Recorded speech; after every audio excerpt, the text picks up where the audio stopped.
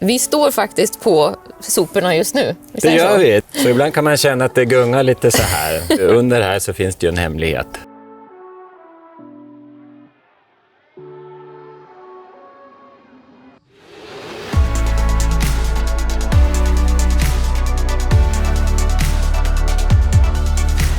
Hejsan YouTube! Nu startar WWFs digitala tågturné genom Sverige med Anis Don Demina. Anis har kickat igång turnén i Växjö på sin kanal och jag tar över stafettpinnen för WWF TV här i Örebro. Vi sätter fokus på konsumtion den här veckan och idag ska du få se ett exempel på en riktigt lyckad makeover. Visste du att vi här i Sverige lever som om vi hade 4 jordklot att använda oss av? Och den typen av slit och släng och överkonsumtion sätter en enorm press på planeten.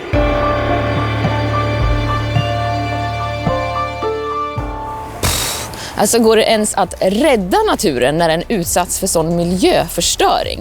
Jo, det finns hopp.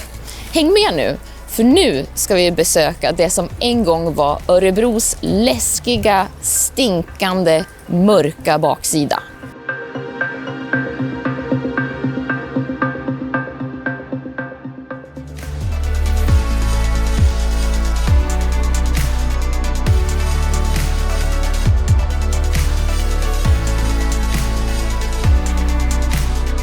Nu står vi i naturreservatet Oset-Rynningeviken. Per, du är kommunekolog här på Örebro kommun. Hur skulle du beskriva den här platsen om vi hade stått här för cirka 30 år sedan? Jag tror för 30 år sedan då hade vi nog inte velat stå här. Då hade det varit traktorer som körde omkring här och föste ihop sopor. Oljetunnor, plast flög omkring. På andra sidan här kanske det smällde. Vi hade ett militärt övningsområde. Det var ju absolut ingen plats som varken du eller jag eller natur, växter och djur skulle vilja vara på. Nej. Det var ingen källsortering att prata om utan man hivade blandade sopor och det var byggavfall. Man åkte upp hit och lät oljan från bilens motor rinna ut och så fyllde man på nytt och så åkte man hem. Vad är det som har hänt egentligen? För att uppenbarligen så är det ju inte en soptipp längre. Man har täckt in soporna då med ett skyddande lock av lerjord och runt soptippen så har vi då ett system som fångar upp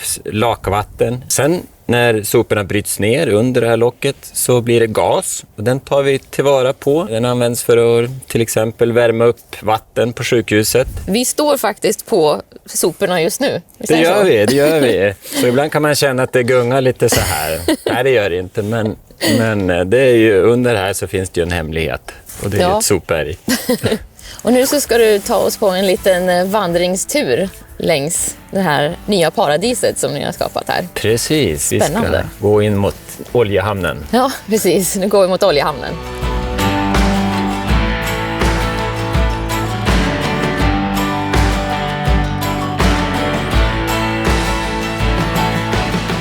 Det är väldigt välbesökt. Vi har en promenad här som går ut mot vattnet som är väldigt uppskattad. Ja. Om vi går tillbaka lite i tiden, hur såg det ut här då? Här har vi jobbat hårt. Vi har röjt slyskog och fräst vass för att liksom det ska bli öppna marker. Tittar man ungefär hur det såg ut så var det någonting sånt här. När var det där ungefär då? Det här är väl i början på 90-talet innan vi satte igång. Och hur har man gått tillväga för att gå från det där till det här? Hårt arbete, både med röjsåg och med olika traktorer som klipper och fräser vegetation. Och det där måste underhållas också? Ja, om vi inte har betande djur och inte röjer ner buskar då blir det till sist en strandskog här då. Vad betyder den här platsen för örebroarna idag? Vi vet ju att det är åtminstone 600 000 besökare i reservatet och nu under coronapandemin här så skulle det väl inte otroligt att det är uppåt 1 miljon besök. Så att det är otroligt viktigt, inte bara för naturälskare utan också för folkhälsan. Varför tror du att folk trivs så bra här ute? Jag tror kontakten med vattnet och sen är det att betande djur är någonting som man tycker är väldigt tilltalande tror jag.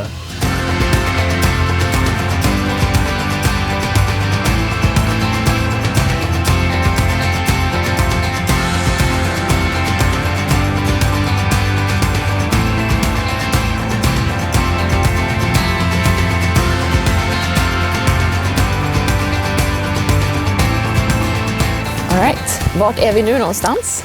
Nu är vi på väg in i oljehamnen. En tung industri. Det syns inte kan jag säga. Nej, det gör ju inte det. Inte nu längre.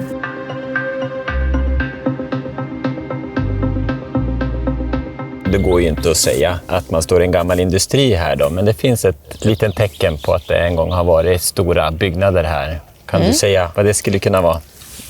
Ja, vi har ju några tydliga kullar här. Ja, men bredvid oss. du är på spåret. Ja. Under de här kullarna så har vi ju då gömt fundamenten till de här gamla stora cisternerna som det kallas då, där man förvarade olja. Den enda kvarlevan från oljehamnen som fanns här en gång i tiden. Varje kulle har sin egen flora. Vi har sått in olika typer då.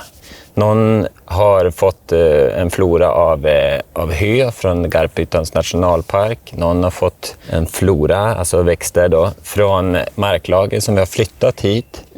Och en har fått en flora från insådd av ängsfröblandning då. Så att man kan hitta många spännande växtarter här. Fantastiskt, så från oljehamn till liksom ett myller av växter. Verkligen artrik plats för växter här då. Ja, vi har ju gått igenom en massa olika miljöer på vägen hit. Till exempel, vad har vi sett för någon? Vi har ju varit i öppen ängs- och betesmark. Ja. Vi har gått igenom en blöt strandskog. Vi har kommit ut till öppna strandbetesmarker. Vi har passerat sådana här små grodgölar. Vi har gått över en strandskog vid Lillån. Och nu är vi tillbaka i en slags öppen ängsmark här igen då. Ja, och vad för arter har vi sett? Det är framförallt fåglar man kanske lägger märke till då, men vi har sett svarthakedopping, gråhakedopping, skrattmåsar och en koloni där i våtmarken. Lite olika gäss.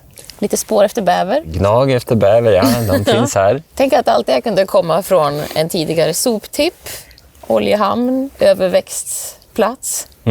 Det är en helt annan bild idag. Verkligen. Örebroarna har fått tillbaka kontakten med Hjälmaren. Ja, absolut. Och det märks. Mycket människor som rör sig här i området.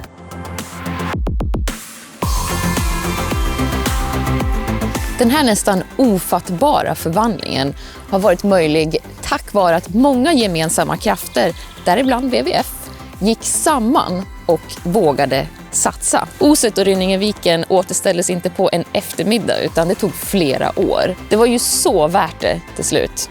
Men det allra bästa hade ju varit om vi inte hade förstört den här platsen från första början.